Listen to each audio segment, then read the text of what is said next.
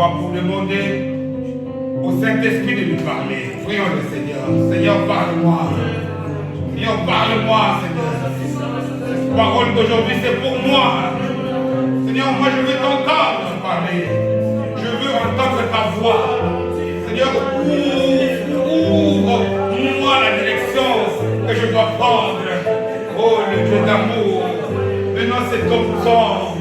Seigneur, nous t'avons loué, nous t'avons adoré. Seigneur, nous voulons maintenant t'entendre nous enseigner. Nous voulons t'entendre nous corriger. Ta parole, c'est la véritable nourriture dont chacun de nous a besoin. Oh, qui est comme toi. Parle-nous, Seigneur. Seigneur, nous voulons soumettre ce temps. Nous voulons, nous avons prêté nos cœurs. Saint-Esprit, nous savons que c'est toi qui as l'œuvre.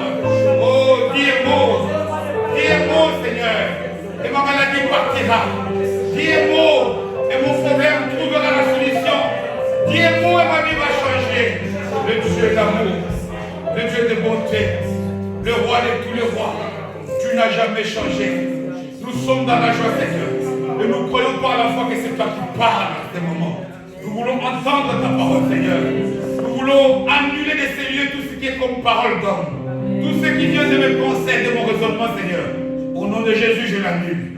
Seigneur, au son de ma voix, que ta voix résonne, que tu dises un mot à ton peuple, un mot qui l'attend, un mot qui guérit, un mot qui donne la paix, un mot qui donne la joie, un mot qui nous rend heureux, parce que tu en es capable.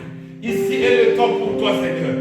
Tu es fidèle, tu es miséricordieux, et nous savons que tu vas le faire. Voilà pourquoi, pour exprimer notre joie, nous voulons pousser vers toi d'ici tes joies.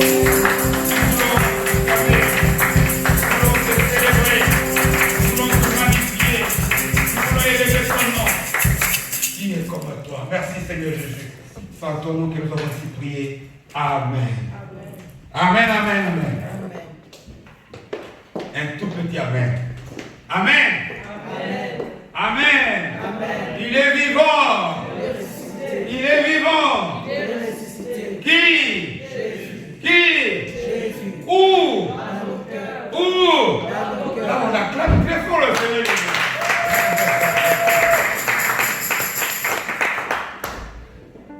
Fais jamais que Dieu te bénisse. Comme tu as bien répondu, il vit où dans ton cœur, que Dieu te bénisse. Avec la voix basse. Nous attendons la voix basse à la chorale. Tu chantes très bien. Tu as une belle voix. Que Dieu te bénisse. Que Dieu bénisse chacun d'entre nous ici présents. Dieu nous a renouvelé encore la grâce de nous retrouver encore ce dimanche ici dans sa présence pour qu'il nous continue à nous faire du bien, à nous bénir. Il nous a donné cet endroit pour que ça soit comme un point de rencontre privilégié. Il y a des symboles dans la Bible. Quand on parle par exemple du parcours de gens comme Abraham dans l'Ancien Testament, on dit que partout il arrivait, quand il était en train de marcher avec Dieu, il bâtissait un hôtel, c'est-à-dire un endroit où il a abandonné tout. Et il était en communion parfaite, seul avec Jésus. Dans notre alliance, Jésus l'appelle le lieu secret. On est avec Dieu partout. On prie Dieu partout. Mais parfois on prie alors qu'on mange. On prie parfois qu'on se repose. On prie avant de dormir. Mais des lieux comme celui-ci, c'est un lieu où tout, nous abandonnons tout. Il n'y a pas de téléphone qui sonne. Il n'y a pas, on ne cherche pas l'eau à boire. Il n'y a pas de gens qui viennent frapper à l'improviste. Ici, c'est un temps où chacun d'entre nous est seul à seul avec son Seigneur. Que Dieu nous bénisse donc et je nous souhaite à tous un bon appétit. Nous avons donné comme thème à notre message de ce dimanche ce qu'il faut à toi, à moi, à nous tous pour réussir la vie. Amen.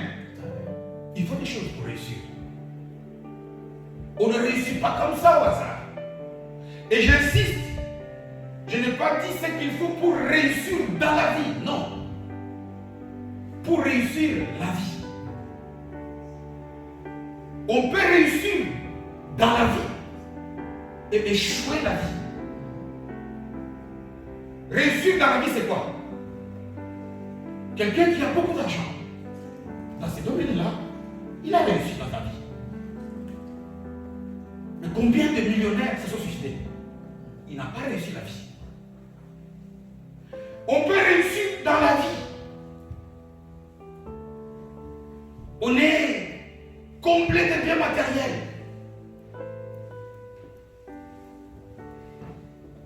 Mais quand on parle de réussir la vie, ça c'est le bilan de la vie tout entière de quelqu'un. C'est-à-dire que quand tu commences, depuis ta naissance jusqu'au départ de cette terre, on fait le bilan, on dit, celui-là il a réussi. La vie.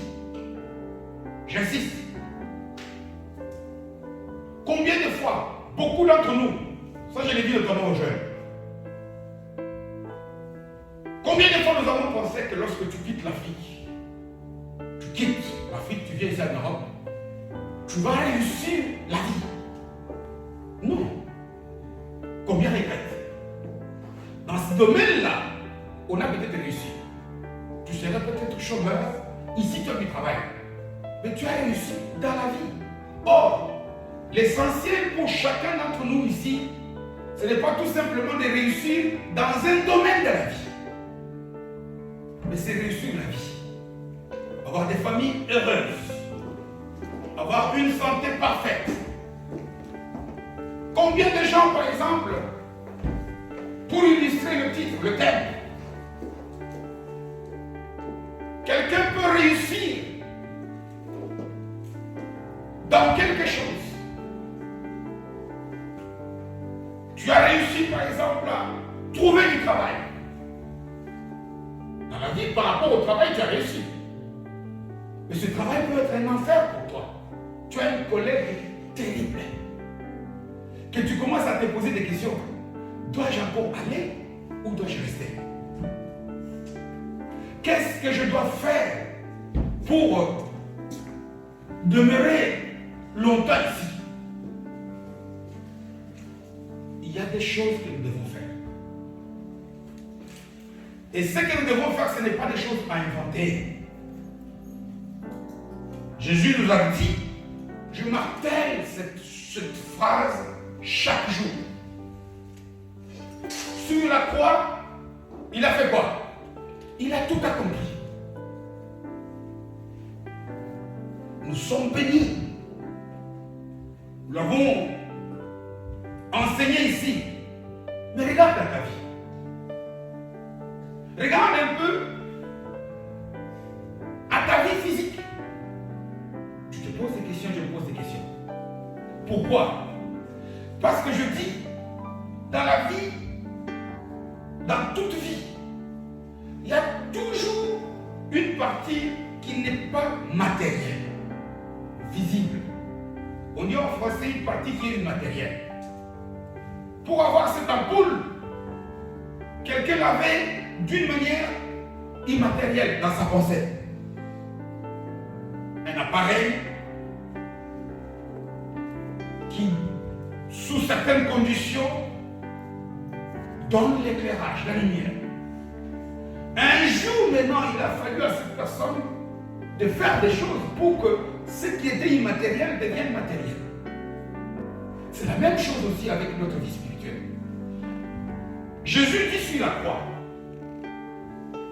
si les gens qu'il avait tués savaient la portée de ce qu'ils étaient en train de faire et de ce qu'ils faisaient sur la croix, ils ne l'auraient pas tué. Pourquoi? Parce que ce que Jésus a fait est spirituel. Aucun humain ne peut le voir. Il n'y a que, on dit des actes spirituels, ce sont des gens spirituels qui comprennent. Mais non, à toi et à moi, de poser des actes physiques, matériels de la vie pour transformer ce qui est spirituel, ce qui est immatériel en matériel. Amen. Tout ce qui est spirituel. Nous venons à l'église les dimanches. Nous chantons, nous prêchons, nous prions, nous jeûnons. C'est des actes spirituels, ça. C'est déjà des bons pas. Mais il nous manque la partie physique. Il nous manque des choses physiques à faire. Je ne dis pas que prier est mauvais, c'est même très bien, mais c'est spirituel. Transformer, poser des actes physiques pour posséder, manifester ce qui est matériel, c'est ça qu'on appelle, dans un langage compliqué, théologique, manifester la foi. Amen. La foi, c'est quoi? C'est vivre une vie physique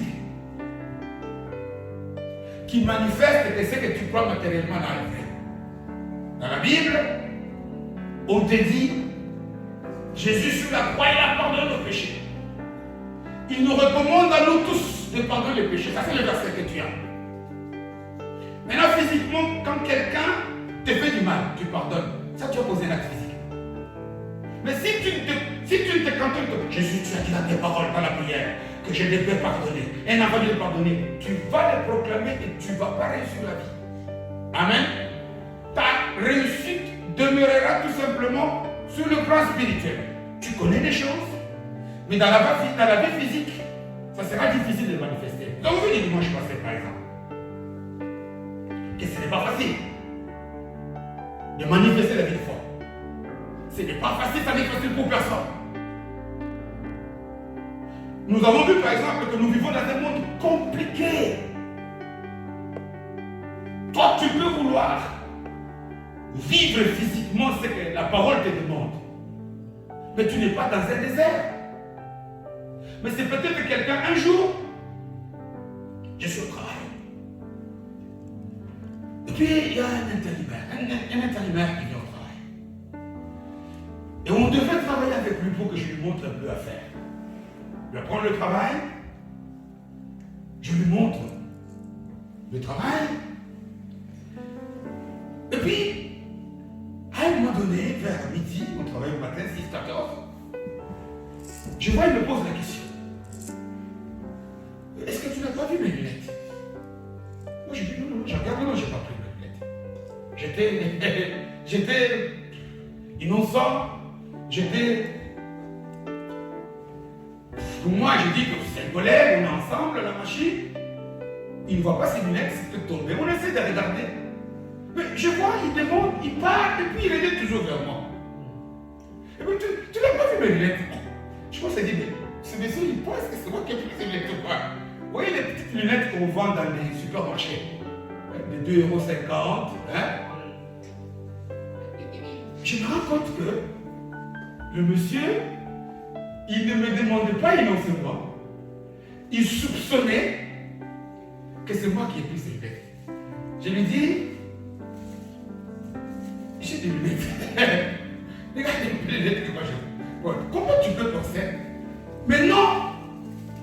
Devant cette situation-là, je dois transformer les versets, les prières que je fais là, en physique. Pour lui montrer que c'est lui qui est dans l'erreur. Ce n'est pas facile. Amen. Et chacun d'entre nous ici vit des situations comme ça. Nous sommes donc en train d'apprendre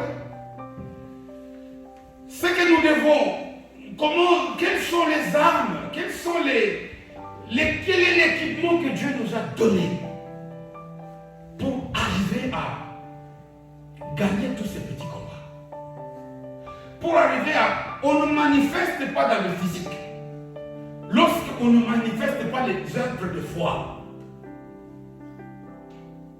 La femme à la perte de sang, exemple connu de la Bible, elle pouvait rester chez elle en se disant, Jésus, si je touche le pan de sa robe, elle adore, hein?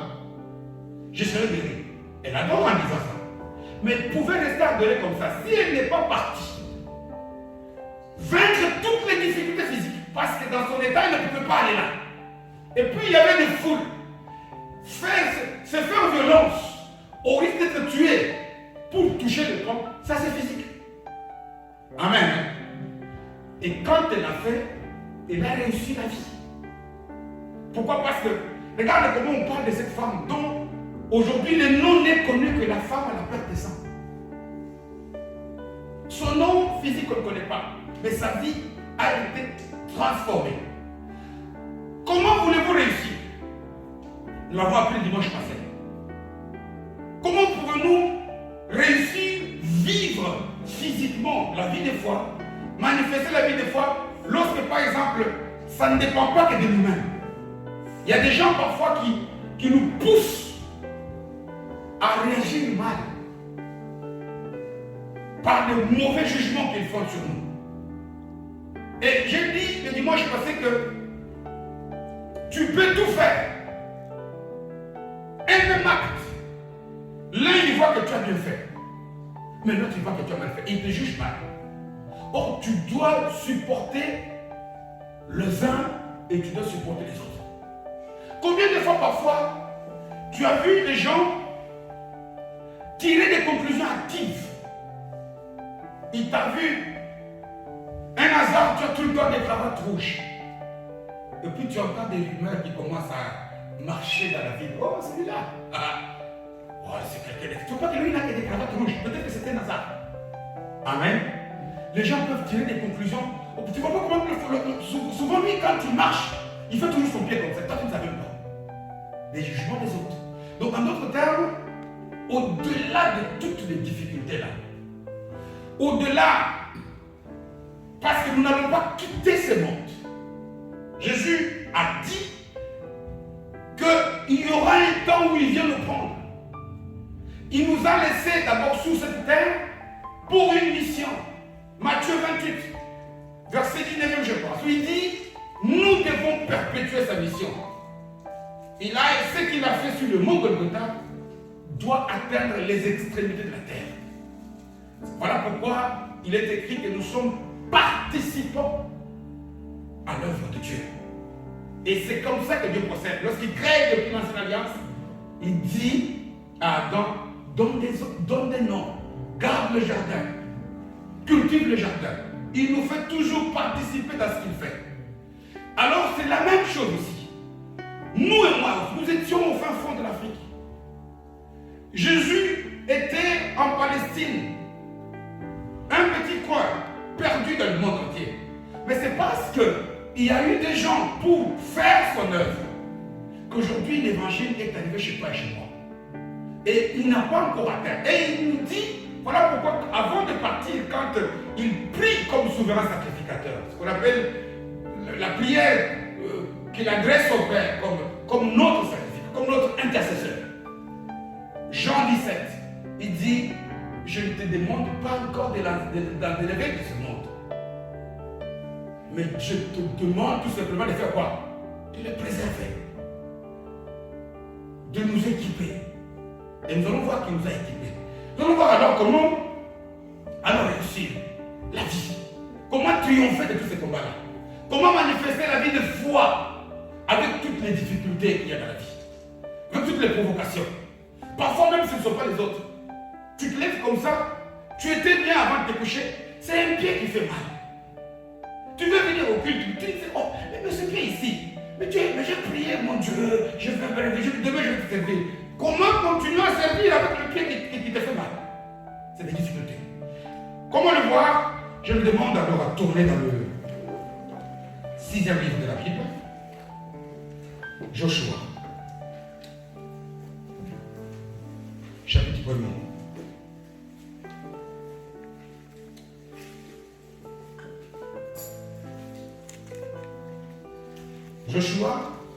Josué, au premier chapitre.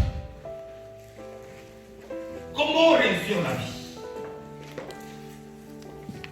Comment, au-delà de toutes les difficultés de la vie, tout le monde ici veut réussir la vie. Et ici, nous allons le voir. Donc, je disais que nous allons tourner dans le livre de Josué, chapitre 1er. Nous lisons à partir du 5e verset jusqu'au 9e. Nous lisons la parole de Dieu de Jésus. Nul, ça c'est Dieu qui parle. Il parle à Josué. Nul ne tiendra devant toi tant que tu vivras. Je serai avec toi comme j'ai été avec Moïse. Je ne te délaisserai point. Je ne t'abandonnerai point. Verset 6e. Fortifie-toi et prends courage. Car c'est toi qui mettras ce peuple en possession du pays que j'ai juré à leur père de leur donner. Fortifie-toi seulement et aie bon courage en agissant fidèlement selon toute la loi que Moïse, mon serviteur, t'a prescrite. Ne t'en détourne ni à gauche, ni à droite, ni à gauche, afin de réussir dans tout ce que tu entreprendras. Tu réussis où? Dans tout ce que tu entreprendras. Dans des choses que tu vas faire. Verset 8e. Que ce livre de la loi ne s'éloigne point de ta bouche. Quand tu parles, parle la Bible, parle la parole, parle comme Dieu. Parle amour, parle paix, parle réconciliation, ce n'est pas récit des versets. Médite-le jour et nuit pour agir fidèlement, selon tout ce qui est écrit. Car c'est alors que tu auras du succès dans quoi? Tes entreprises, c'est-à-dire des choses que tu vas faire. C'est alors que tu réussiras. Nous parlons de la réussite. Que ce livre de la loi, et non, verset 9e, ne t'ai-je pas donné cet ordre? Il le répète pour la troisième fois. Fortifie-toi, fais quoi? Prends courage. Ne t'effraie point et ne t'épouvante point, car l'Éternel ton Dieu est avec toi dans tout ce que tu feras quoi? Tu entreprendras par le Seigneur. Amen. Clair, comme l'eau de source, comme on dit. Clair, des passages, comme je dis, qui ne nécessitent même pas des interprétations. Alléluia. Si tu n'entreprends rien, si tu ne fais rien, tu n'auras rien. Dieu parle ici à cet homme. Quand nous lisons le passage, il y a un premier message qui saute aux yeux de tout le monde. Que si tu veux réussir dans quelque domaine que qui soit, tu dois faire quoi? Entreprendre des choses. Travailler. Tu dois travailler. Tu veux réussir à l'école, tu dois faire quoi? Prier et puis faire quoi? Travailler. Tu vas te cacher. Tu jeûnes à la montagne pendant 40 jours. Tu ne prends pas le soin de travailler les mathématiques, tu seras le dernier en mathématiques. Parce que Dieu fait réussir ce que nous faisons. Amen. Et nous avons dans ce passage l'un des textes, pour moi, il y en a beaucoup, qui nous montre comment réussir la vie. Comment, là où les gens ont échoué, et même des grandes personnes ont échoué, mais toi tu peux réussir. Amen. Parce que souvent, parfois, regardez comment. Quand je vois un tel, Moïse a échoué. Mais Josué a réussi. Non seulement comment est-ce que le texte nous montre, comment est-ce que là où beaucoup de gens intelligents, des gens bien formés, là où des gens extraordinaires ont échoué, mais toi tu réussis. Première leçon. Deuxième leçon aussi, le texte ici nous montre comment est-ce que ce que Dieu a fait pour nous dans les spirituels. Parce que il dit à Josué, nul ne t'aidera devant toi tant que tu vivras. Je serai avec toi comme j'ai été avec Moïse.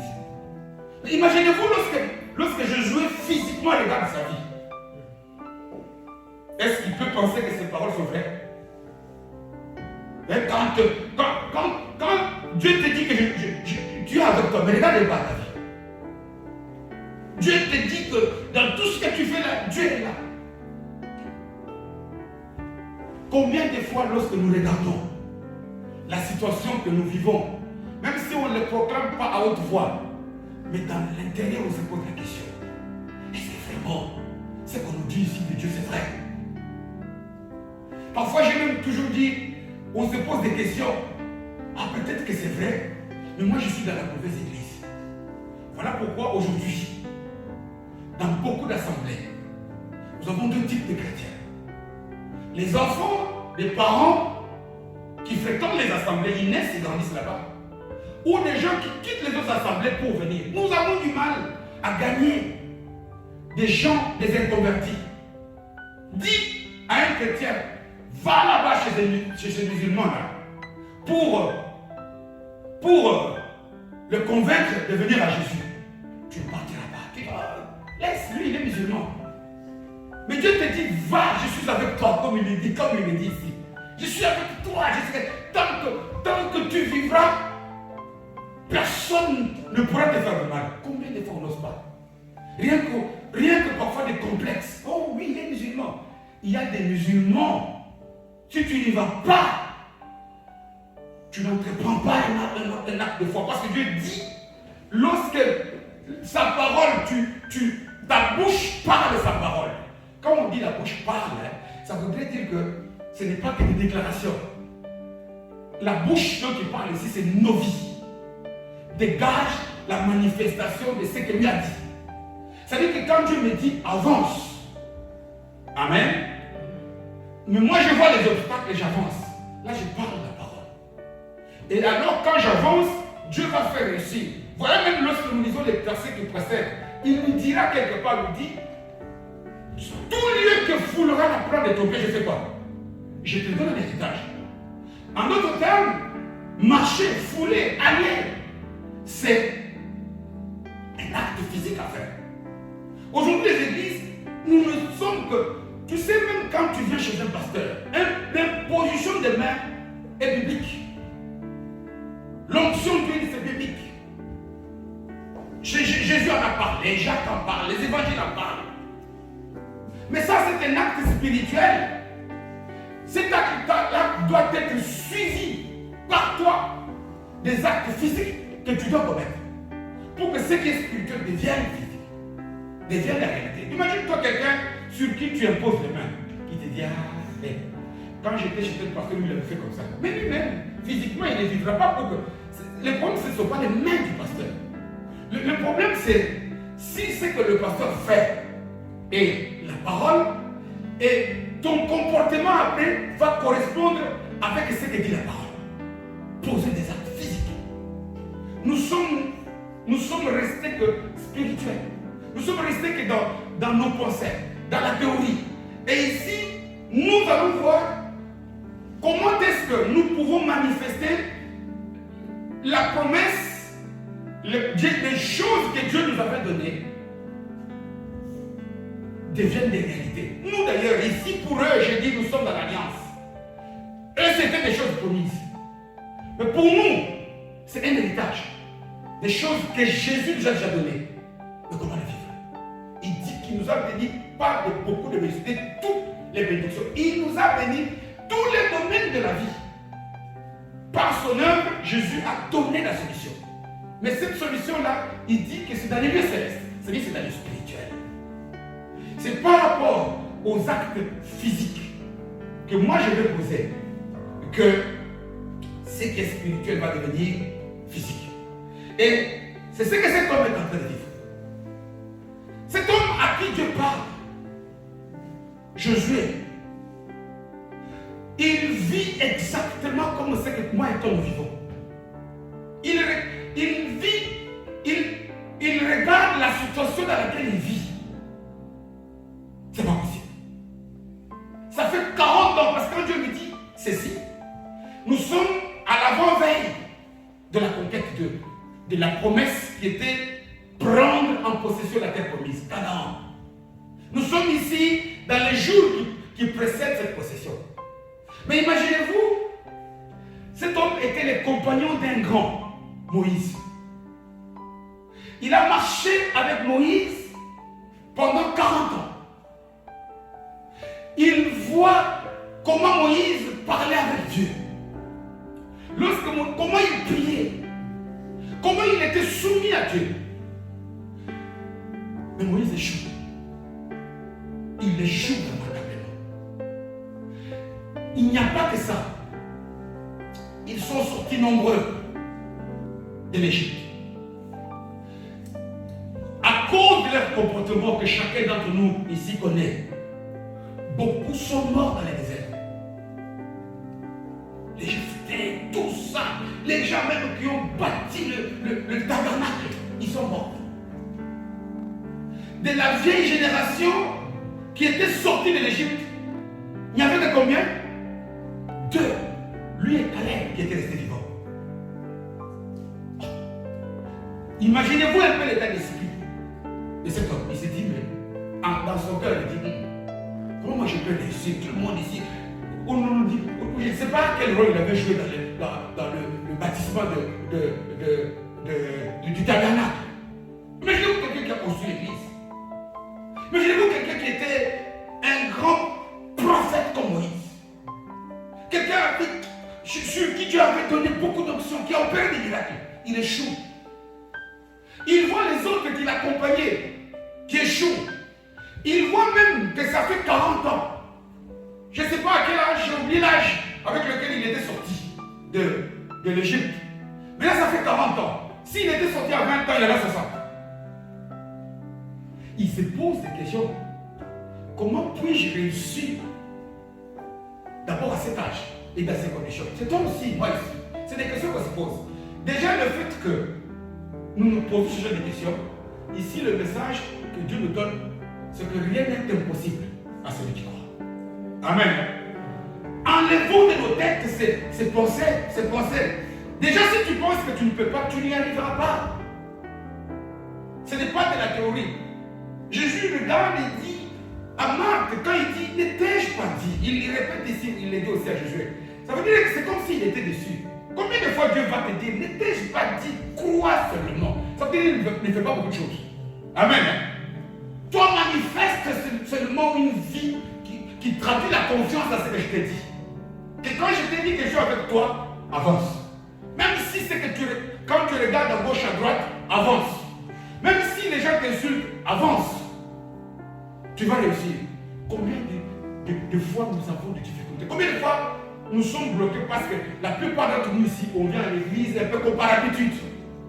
Amen. Parce que nous savons que les dimanches, on doit venir à l'église. Mais on n'y croit pas. Il faut d'abord croire. Celui qui ne croit pas n'aura rien.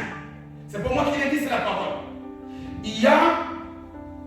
Jésus ne nous a jamais caché que la terre, ici, nous aurons des persécutions. Partout, il a répété, la vie sur terre n'est pas une vie sur une île espagnole. Il y a des joueurs, des joueurs que le pharaon aime beaucoup. Des joueurs connus. Ils se disent, on va en Espagne sur une île pour passer des vacances. Ils reviennent avec quoi? Amen. Et le pharaon est très triste. Neymar, Di Maria et qui encore? Et Paredes. Les trois. Coronavirus. Pourtant, il pensait. La vie, celui qui pense que la vie, mais comment moi je prie, je vois les difficultés. Les difficultés font partie de la vie sur terre. Jésus dit par la bouche des gens, Apocalypse, verset 12, chapitre 12e, verset 12e, il dit que maudit, malheur à la terre. Pourquoi? Parce que Satan est dessus. Je vous ai dit que notre vie ne dépend pas que de nous, mais ça dépend des autres. Il y a combien de pauvres sur cette terre? Il y a combien de méchants sur cette terre? Il y a combien de gens difficiles? Il dit, je vous envoie, ça c'est Matthieu et Luc qui le disent, comme des brebis, parmi quoi? Des loups. Il le sait. Déjà que tu vois des difficultés, ça ne doit pas t'étonner. C'est ce que l'ennemi va chercher à te miroiter pour te pousser à ce que tu puisses quitter la ligne. Que tu sois distrait par rapport à ça. Dieu dit, il connaît tout ça. Dans 1 Jean, chapitre 5e, verset 19, il dit quoi? La terre, le monde sont sous la puissance de qui? De Satan. Il ne le cache pas. Pourquoi? Mais s'il dit ça, est-ce que nous, ce verset, nous le lisons pour le lire ou quoi? Mais pourquoi tu es étonné quand tu vois tes difficultés? Le problème, ce ne sont pas les difficultés. Le problème, c'est que Jésus a prié dans Jean 17 et Dieu nous a équipés. Il nous a donné des armures. Il nous a donné des choses. C'est comme par exemple, parfois nous prions pour qu'il ne pleuve pas. Est-ce que vous savez qu'un endroit où il ne pleut pas, ça s'appelle comment? Un désert. Mais il nous a donné le parapluie. Parce que la pluie est bonne, mais à un moment donné, elle peut m'empêcher, elle peut mouiller les habits. Les dons, les choses qu'il nous a données sont comme des parapluies pour nous protéger. Parce qu'il ne peut pas enlever la pluie, qui est aussi utile pour autre chose. Amen. Donc je voudrais nous dire ici que Dieu nous a équipés. Quand vous voyez Jésus qui dit, voici, je vous ai donné le pouvoir de faire quoi? De marcher sous les serpents, etc. Il nous a armés. Il nous a donné des qualités. Notre quête, notre recherche aujourd'hui, c'est que dans le mot pouvoir qu'il nous a donné là, pour marcher sur les serpents, pour que toutes les puissances du diable ne puissent pas nous faire. Qu'est-ce qu'il a mis dans ce mot-là? Voilà, c'est l'une des qualités ou quelques-unes de ces qualités. Derrière ce mot pouvoir qu'il nous a donné, c'est ce que ce message d'aujourd'hui va nous donner. Amen. Voici, je vous ai donné, je pense, celui qui en parle. Je vous ai donné le pouvoir de marcher sur les serpents. Il dit que nous devons, et les gens qui ont fait ça, même les 12 ici, ils l'ont vu. Ils sont venus, ils disent, même les diables, nous devons nous soumettre, les diables. Nous devons nous triompher de tout. Nous devons manifester. Et ça, c'est dans la vie de tous les jours ici. J'aimerais que chacun d'entre nous aujourd'hui, qu'il tu réalises, il y a des vérités, tant que j'aurais parlé ici, beaucoup de choses sont dans ma tête. Mais parfois, ce qui sort, c'est peu. Il y a des tas de choses que tu peux voir ici, où tu vois que tu peux te mettre toi aussi à la place de cet homme. Tu vois que c'est exactement ce que tu vis. Dieu me dit, je suis avec toi. Mais quand je regarde à gauche et à droite, je vois ma situation, je me pose des questions. Dieu me dit que moi je vais avancer. Alors que Josué regarde, il est resté seul, il est devenu vieux, les héros sont partis. Plus grave encore, il n'a ni bateau, il n'y a ni pont, mais il doit traverser un fleuve. Le Jourdain. Mais Dieu lui dit avance, va tout lieu. Il se pose. Quand Dieu dit avance, mets de l'eau. Mais toi, quand Dieu a dit à Pierre, viens. On n'a pas tenu ça. Il n'a pas tenu. Si Matthieu aussi avait mis son pied, parce qu'il a écouté quoi? La parole. Il allait marcher sur les eaux. Quand tu as écouté la parole, même si c'est la parole pour quelqu'un d'autre, prends attention. Parce que la parole de Dieu, ce n'est pas que pour une personne. C'est pour tous ceux qui ont les oreilles pour entendre. Quand Dieu parle, il dit, toi tu fais. Tu ne regardes pas que la science me dit que si tu marches sur l'eau, les principes d'Archimède, c'est terrible ces choses-là. Mais ça nous fait toujours échouer. Il y a des Jourdains, non seulement il y a des Jourdains, mais il y avait des peuples qui étaient dans le Canaan. On les appelait comment? Des géants. Ils se posent des questions. C'est comme toi et moi on se pose des questions. C'est comme moi aussi et toi on se pose. Oui, mais il a dit que moi je vais passer là-dessus, je suis guéri, c'est ce qu'il a dit. Mais le médecin, il a fait des radios, il a fait des scanners, il m'a dit que j'ai le cancer.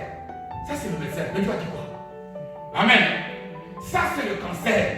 Vous voyez les géants là, vous voyez les Jourdains, vous voyez la mort des géants là. Ça c'est ce que le médecin a dit. Ça c'est ce que tu vois dans le physique. Mais Dieu est au-dessus des paroles des médecins. Amen. Dieu est au-dessus de la science. Dieu, quand cette femme dit, on dit qu'elle avait déjà vu des médecins. 12 ans, n'est-ce pas? Qu'elle avait dépensé tout ce qu'elle avait. Donc elle avait la foi à ses médecins. Mais quand cette femme s'est dit, si j'ose tout simplement toucher, elle a placé Dieu où? Elle a placé Jésus au-dessus de la science. Voilà pourquoi, lorsqu'elle touche Jésus, alors que Jésus était en train de foule, il fait retour et dit, quelqu'un m'a fait quoi? Alors toi aussi tu dois toucher Jésus. Amen. Toucher Jésus, c'est une manière de vivre. Au-delà de la souffrance, toi tu donnes à la parole la place qu'il faut. Il y a des challenges. Humainement c'est impossible. Mais toi tu dis, oui, humainement c'est impossible. Avec Dieu c'est possible.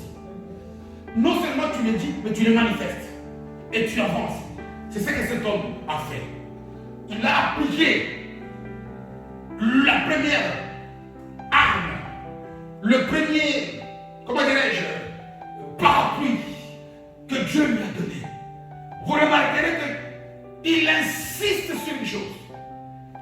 Il lui dit, au verset 6e déjà, fortifie-toi et prends quoi? Courage. Et il le répète en 3 versets, il revient 3 fois sur la même chose. Je dis, quand Dieu insiste, tu vois même dans la vie ici, si tu vois quelqu'un insister, fais gaffe. Quelqu'un qui te dit par exemple, tu vois, ça j'ai dit faire. Toi le frère te dit, toi le frère que tu as laissé là-bas, enlève-le. Oh, c'est là depuis combien de temps?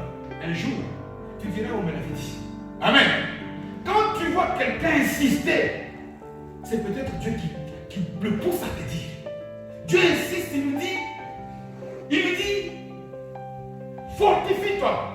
Parfois nous on prie, oh, mon Dieu, donne-moi la force. Dieu ne te donne pas la force. La force est en toi déjà. Jésus a déjà tout fait. J'ai dit que dans notre alliance ici, tout ce que Dieu a dit dans l'ancienne est vrai. La seule chose, c'est que nous devons intégrer que Jésus est venu et qu'il a accompli son œuvre. Amen. Si les gens de l'ancienne alliance pouvaient prier, mon Dieu, donne-moi la force. Toi maintenant, tu dois prier à Dieu. Comment exercer la force? Parce que cette force est en toi. Amen. Si toi tu pries en cherchant la force, prie. Il dit, fortifie-toi et prends quoi? Courage. La toute première chose dans la vie physique ici, pour réussir, il faut du courage. Amen.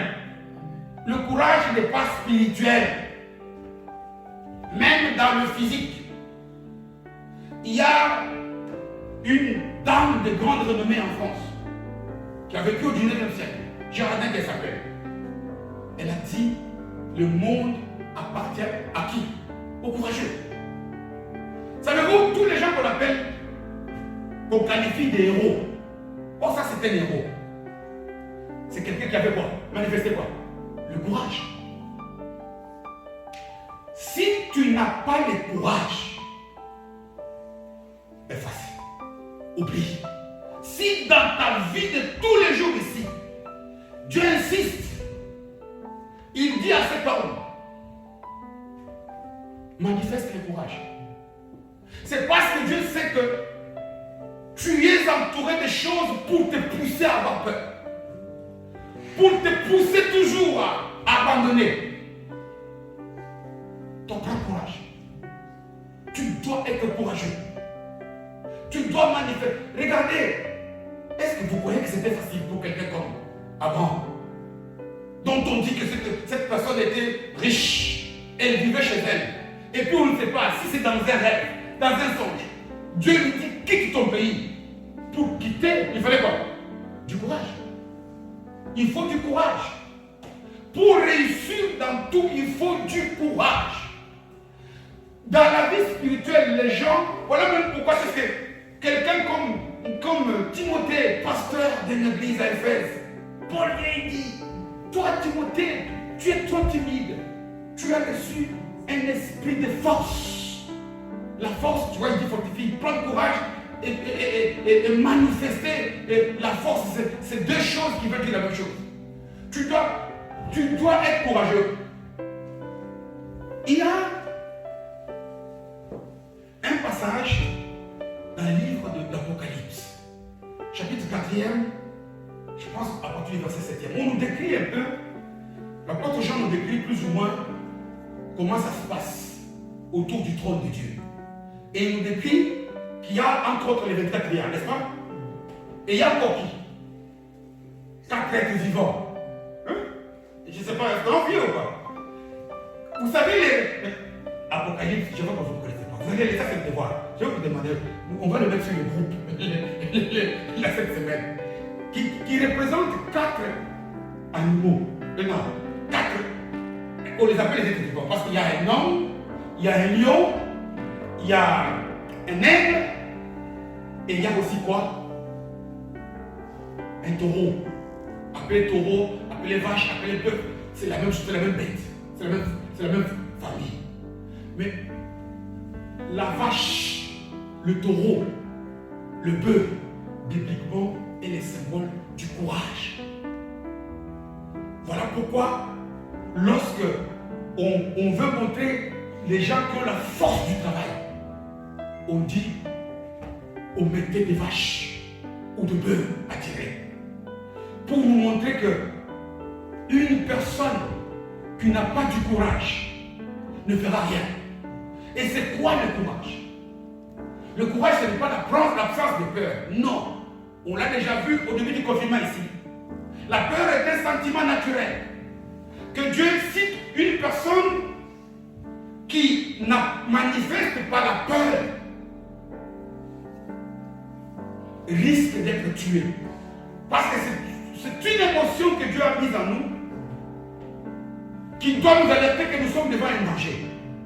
Pour nous pousser à le défendre. Tu vois un lion, la peur te fait faire quoi? Le cerveau décrète la peur tout. Mais maintenant, notre peur doit être continue, doit être utilisée que lorsque nous sommes devant des dangers. Le courage, c'est vaincre les autres peurs. Le danger n'est pas là, mais tu as peur.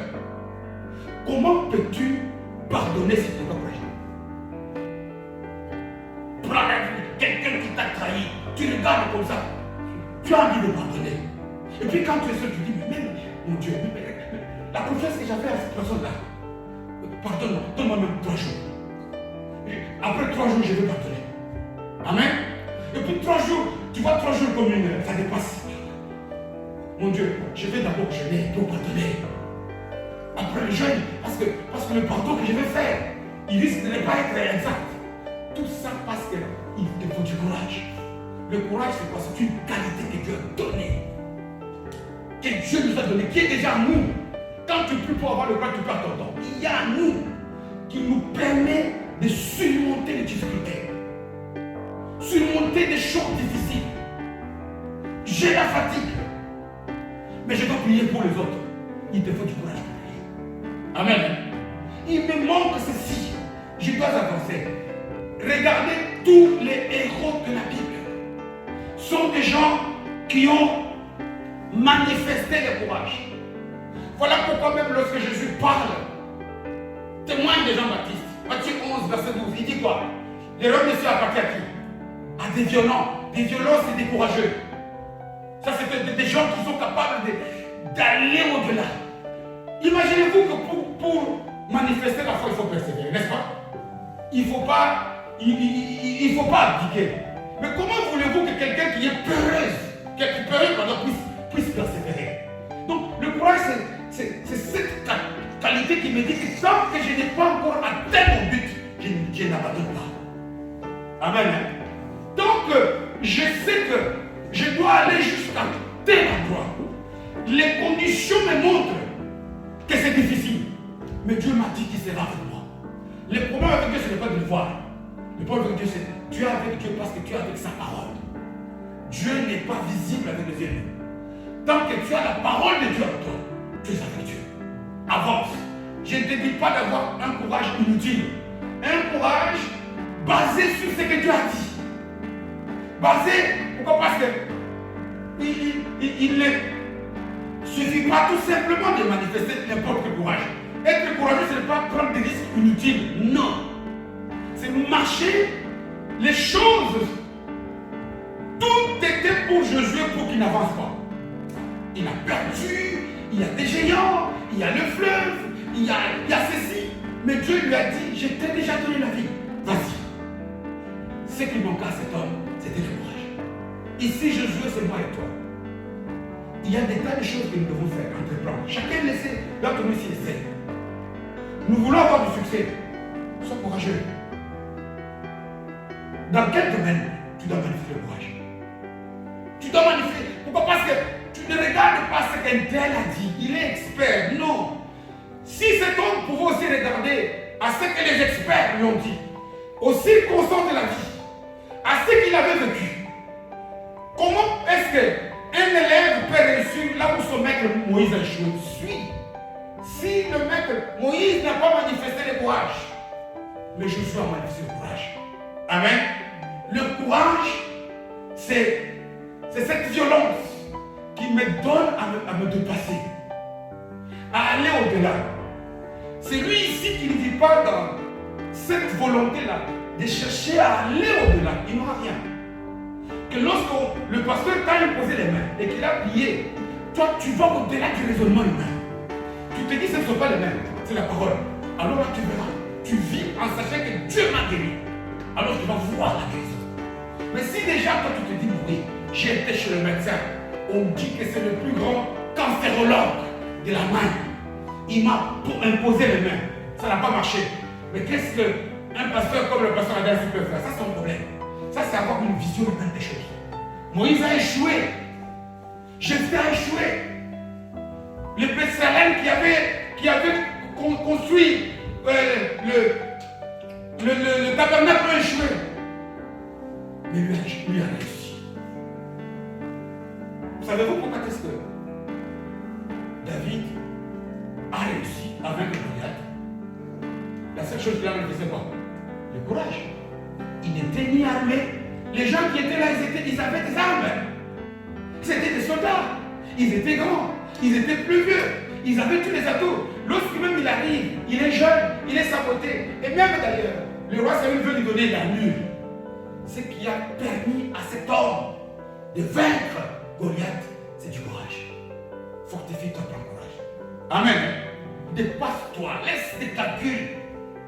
Je ne sais pas si je vous ai déjà donné. Il reste peu de temps, je peux continuer la semaine prochaine. Ça, peut-être les gens qui sont là ici, ils ne savent pas. Ça pour comment moi ici, je me suis retrouvé cet endroit. C'est à cause de cette qualité. Peut-être que le frère Jean-Marc a fait quelque chose. Je suis jeune. Je suis aux environs d'une vingtaine d'années. J'ai de 20 ans. Je suis inscrit à l'université au Congo, à Kinshasa. Et puis à l'époque, il y avait trop de troubles. Les étudiants faisaient beaucoup de troubles. Au pouvoir politique, comme d'ailleurs actuellement. Et puis les pouvoirs en place, ils ferment toutes les universités. Il dit, sur toute la République, tout est fermé. Tous les étudiants vont aller, tous les étudiants vont faire du service militaire forcé. C'est pas neuf, je pense. Tout le monde va aller à l'armée.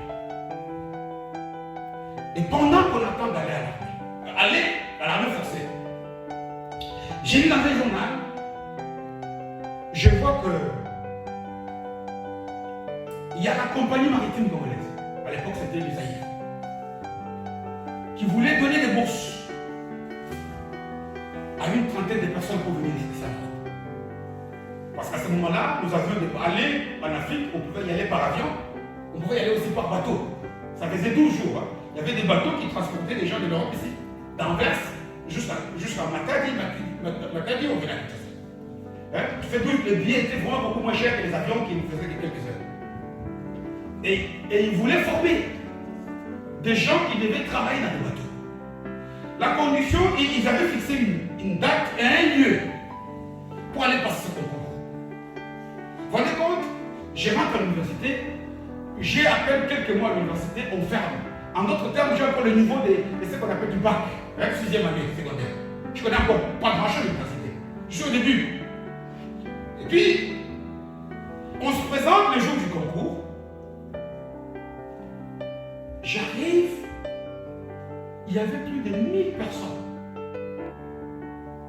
Il fallait juste montrer la photocopie de son diplôme. Je ne me dirais même pas comment j'ai eu ma photocopie.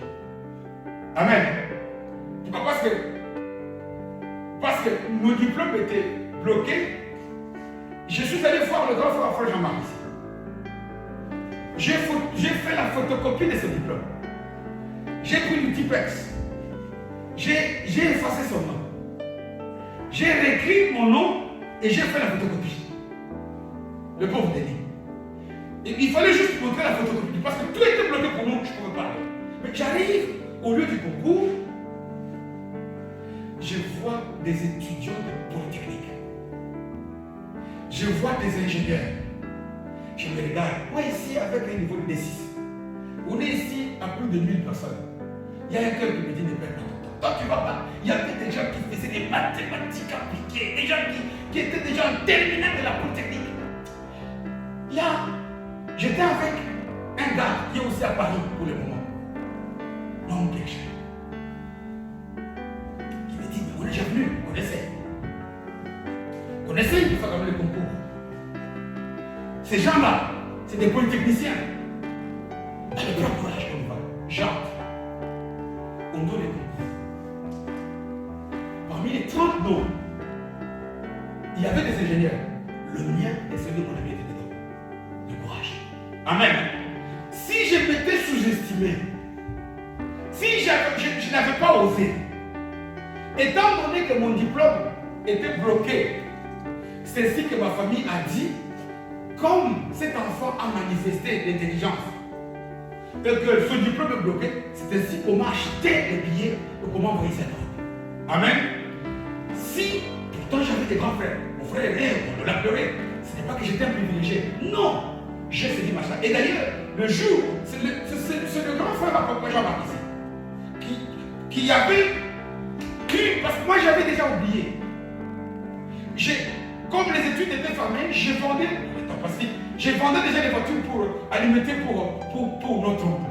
Et lui a vu le journal, il a vu le nom, il vient, il me donne le journal, il voit que j'avais déjà oublié. Jusqu'à ce qu'il me montre, il me dit, regarde, toi tu as réussi. Amen. Le courage. Mais le courage, je ne veux plus pas développer aujourd'hui, ne vient pas comme ça. Le courage ne vient pas de lui-même. Nous allons développer cela le dimanche prochain. Je vais terminer que 5 minutes. Pourquoi? Parce que je vais déjà annoncer des choses. L'apôtre Paul a vécu aussi difficultés. Lorsque nous lisons dans son épître aux Philippiens, chapitre 4e, verset 11e et 12e, il dit quoi? Il dit, moi j'ai appris à vivre, je le résume, dans la famine, dans la disette ou dans la joie. Vous connaissez le verset, n'est-ce pas? Il dit, j'ai appris. Il y a un entraînement. Il y a des exercices que nous devons faire. Je fais, j'échoue, mais je recommence. Amen. Il y a un apprentissage que nous devons faire. Pourquoi? Parce que voilà pourquoi ici, dans le passage, le verset 8e que tout le monde connaît, que tout le monde a marqué, qui dit que ce livre de la loi ne s'éloigne pas de ta bouche, médite. Il est ici question de ce qu'on appelle la méditation. Ça veut dire, vous savez la différence entre lire la Bible et méditer la Bible? La différence c'est quoi? La plus simple. La lecture c'est quand tu lis. la méditation, c'est lire et relire et relire et relire. Amen. Pourquoi? Parce que quand quelqu'un quitte chez lui, nous qui sommes chauffeurs, la plupart des chauffeurs qui sont ici peuvent témoigner. Qui réfléchit lorsqu'il conduit? Personne. Pourquoi? Parce que on réfléchit, mais c'est dans notre subconscient. Pour que la parole puisse aller dans le subconscient, c'est ce qu'on appelle notre esprit. Des choses qu'on commence à faire automatiquement. Il ne suffit pas de savoir que quand tu vois le verset, tu l'apprécies, c'est que c'est dans ta conscience.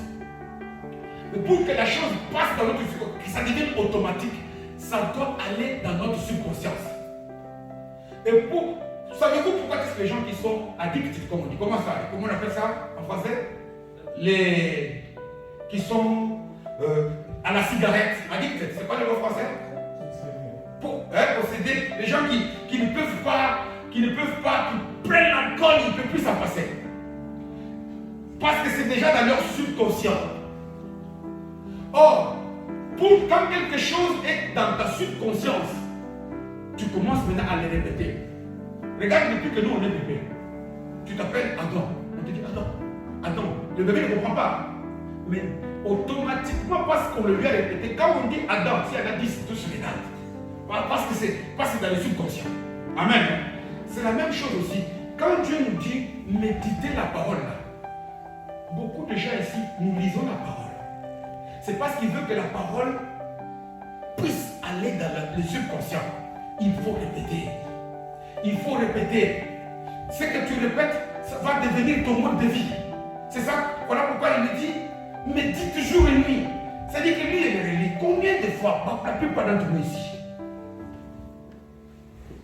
il y en a qui font une semaine, qui viennent lire la Bible ici. Mais qui attendent que Dieu fasse des choses. Il attendra longtemps. Amen. Parce que c'est lui qui doit faire les magnifiques. Dieu avait déjà tout fait. Dieu a dit à Josué, c'est des choses que j'avais déjà données à tes ancêtres. Toi, tu vas comprendre. On peut prier pour toi. Tu peux changer des églises. Tu peux jeûner à la montagne. Mais si un comportement automatique de la vie qui est la parole ne se manifeste pas de toi, tu attendras longtemps. Amen. Voilà. Et il faut du courage pour lire la Bible. Ce n'est facile pour personne. C'est facile. Tu dois commencer à partir d'aujourd'hui à lire, relire, relire. Tout ce que tu retiens, quand tu commences à le faire, ça devient automatique. Amen. Le premier jour, quand tu passes ton permis, le frère petit papa est là. Tu réfléchis. Maintenant, quand tu conduis, tu réfléchis encore. Si, mais dans les subconscients. Amen. Pourquoi? Parce que tu as répété. C'est ça le principe de la méditation. C'est ce que le frère, le papa Roger appelle la digestion. Hein? Je pense que vous savez, le digérer. Je crois. Donc tu as pris, tu digères, tu répètes, tu le répètes, tu le répètes. À partir d'aujourd'hui, frère Aaron, tu veux réussir, tu veux voir les miracles. Lis la Bible tous les jours. Et relis, et répète. C'est ça, en français simple. Le principe de la méditation. Et pour terminer, je le dis, je ne l'explique pas aujourd'hui, c'est que Dieu nous dit, ça c'est David, ce qu'il avait poussé à vaincre Goliath. Il dit dans le psaume 34, verset 5, il dit quoi? Quand tu as le regard tourné vers l'Éternel, tous ceux qui ont ce regard, ils seront comment? Le joie. Il y a des soucis, il y avait des serpents qui étaient en train de mordre des gens dans le désert. Dieu n'a pas enlevé les serpents. Il a dit, il faut regarder à Dieu. Amen. Regardez à Jésus. Les véritables serpents de Jésus, Jésus c'est sa parole. Il n'a pas enlevé. Dieu n'enlève pas les soucis. Dieu te dit, les soucis sont là. Tous ceux qui regardaient les morsures des serpents, ils sont morts. Aujourd'hui, parfois nous avons notre focus, notre regard tourné principalement vers les difficultés. Quand on est devant un obstacle, au moment qu'on ne regarde pas, on dort avec, on se réveille avec. Non. Regarde la parole. Amen. Je parlais un peu de ces deux sans développer. Je vais y revenir le dimanche prochain. Tellement c'est important. Amen. Mais retiens trois choses. Manifeste le courage. Avance. Même quand c'est difficile. Efforce-toi. Ce c'est toi qui dois avancer. Quel que soit l'obstacle, quel que soit ce qu'on t'a dit, avance, continue, persévère. Nous le verrons que ça n'est pas facile. Pourquoi? Parce que ce que Dieu nous demande, les sacrifices qu'on verra, c'est. Vous savez, il y avait 2 familles de sacrifices qu'il fallait offrir à Dieu, dans la Bible. Qu'il fallait offrir, qu'il fallait mettre sur le terre. Il y avait les sacrifices pour les Lévites, les sacrificateurs. Mais il y avait aussi des sacrifices qu'on donnait à Dieu. Savez-vous comment on appelle les sacrifices de Dieu? Holocauste. On verra pourquoi. Parce que ce qui revenait à Dieu était totalement à Dieu consumé. On ne le partageait pas avec quelqu'un d'autre. Dieu nous demande parfois des choses qui humainement sont difficiles. Il n'y a que le courage. Amen. Hein? Tu dois chercher à apprendre à être courageux. C'est difficile de lire la Bible 10 fois par jour. Mais moi, je prends cette décision. Tu essaies, tu échoues. Paul a échoué. Voilà pourquoi il dira, moi qui étais le plus petit de tous. Amen. Hein? J'étais avorton. Je n'ai même pas fait partie des 12, comme les Matthieu et les autres. Mais parce que je travaillais, j'ai manifesté beaucoup de courage. Dieu m'a fait grâce. Amen. Hein? Dieu te fera réussir là où les héros ont échoué. Amen. Hein? Que le miracle de Dieu soit ton partage. Que tu manifestes vraiment par tous les courages. Que le Saint-Esprit t'aide à foncer, à persévérer.